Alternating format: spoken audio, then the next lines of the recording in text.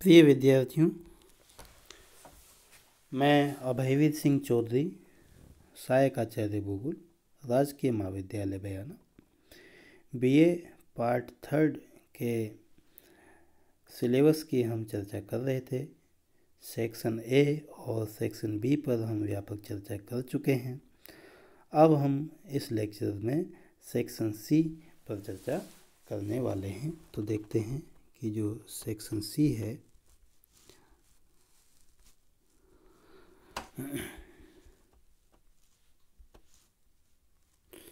उसका पाठ्यक्रम किस प्रकार से है। तो इसमें जो है एशिया के 5 देशों का प्रादेशिक भूगोल का सिलेबस यहाँ पर दे रखा है, जो कि इस प्रकार से है कि regional geography of Japan, China, Pakistan, Turkey and Indonesia. यानी कि जापान, चीन, पाकिस्तान, टर्की व इंडोनेशिया का प्रादेशिक भूगोल, और वो किस संदर्भ में है, किन किन फैक्ट्स को देखते हुए, इन टर्म्स ऑफ फिजियोग्राफी, यानी भू आकृति को, क्लाइमेट जलवायु, ड्रेनेज पैटर्न, अपवाह प्रतिरूप, सॉइल्स यानी कि मिट्टियाँ, वेजिटेशन प्राकृतिक वनस्पति, मिनरल्स यानी कि खनिज, एग्रीकल्चर कृषि, इंडस्ट्री उद्योग, ह्यूमन रिसोर्सेज जनसंख्या संसाधन, trade commerce and major geographical regions यानी कि ट्रेड यानी कि व्यापार, कॉमर्स उद्योग व्यापार, एंड मेजर जोग्राफिकल रीजन्स प्रमुख जो है भौगोलिक प्रदेश। तो ये सेक्शन सी का सिलेबस है महाराजा सूरजमल ब्रज विश्वविद्यालय भरतपुर का। अब हम इसको थोड़ा सा डिटेल में खोल करके देखते हैं कि इस सिलेबस में क्या क्या है।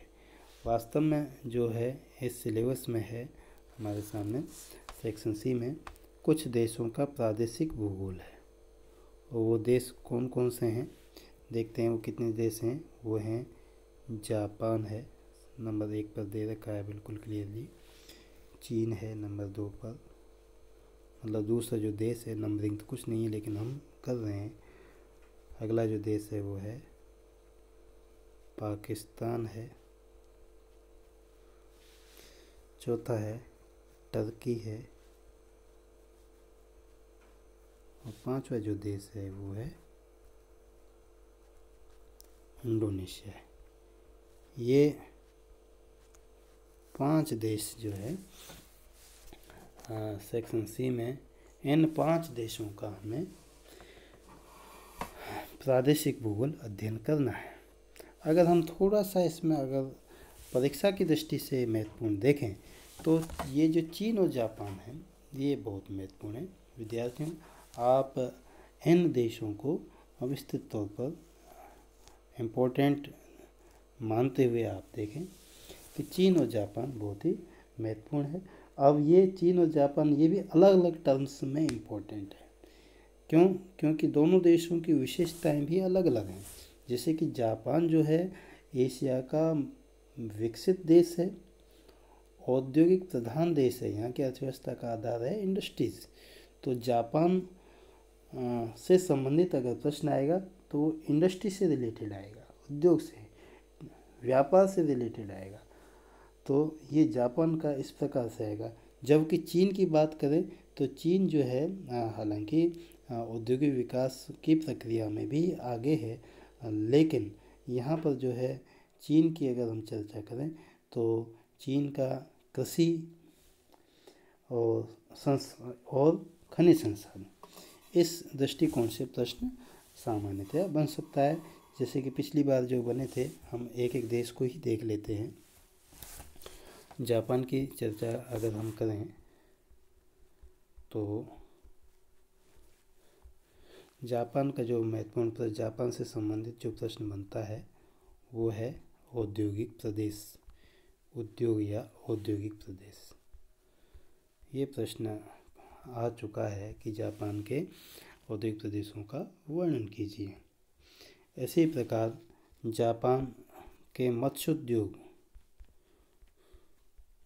पर आधारित प्रश्न भी आ चुका है, क्योंकि जापान जो है प्रशांत महासागर का एक द्वीपीय देश है, तो इस पर आधारित प्रश्न भी आ चुका है।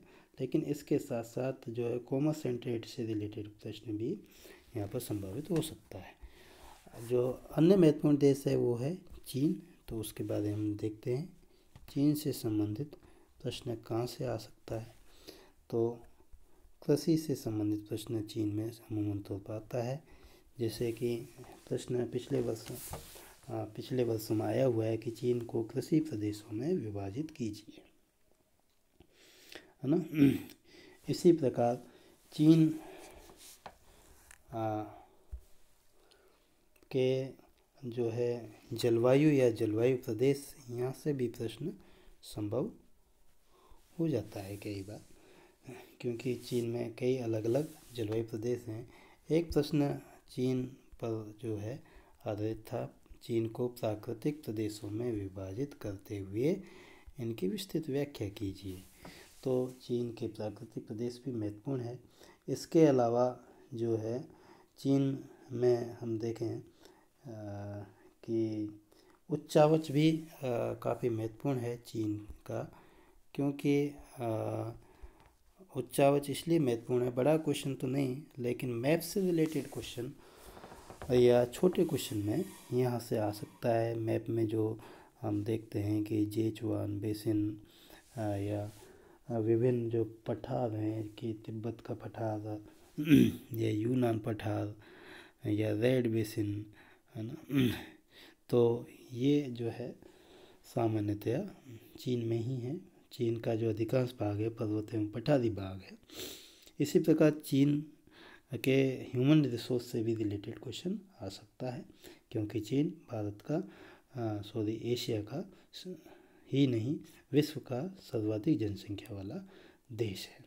तो विद्यार्थियों, इसमें जो सेक्शन सी में है चीन और जापान बहुत ही महत्वपूर्ण है, लेकिन ऐसा नहीं है कि सारे क्वेश्चन यहीं से आ जाएंगे। पाकिस्तान, टर्की, इंडोनेशिया से भी प्रश्नों की संभावना होती है, तो आप जो है इनका भी देखें।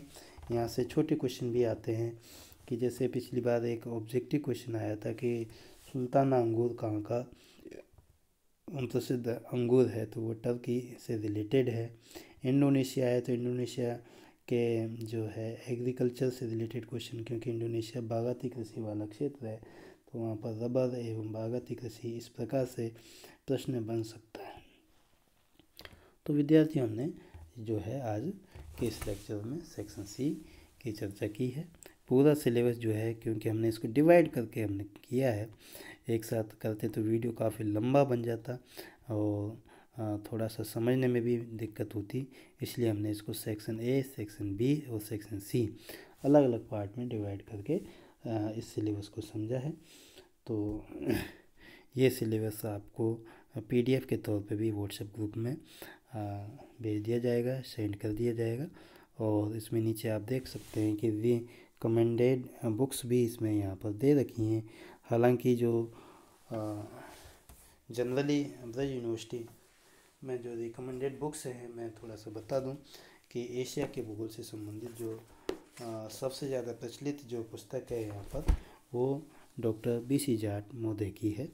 वो एशिया का भूगोल नाम से ही ये पुस्तक आती है। उनके लेखक हैं डॉक्टर BC जाट। ये एशिया का भूगोल नाम से इनकी किताब है, जो कि लगभग पूरे सिलेबस को कवर करती है। दूसरी जो किताब और मैं आपको रिकमेंड करूँगा वो है SD मौर्य की पुस्तक है, डॉक्टर SD मौर्य।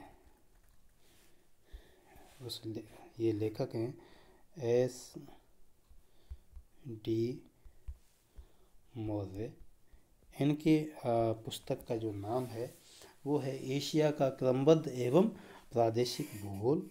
ये प्रवालिका पब्लिकेशन इलाहाबाद से प्रकाशित होती है। ये भी जो है आपके लिए काफ़ी लाभदायक पुस्तक रहेगी। धन्यवाद विद्यार्थियों।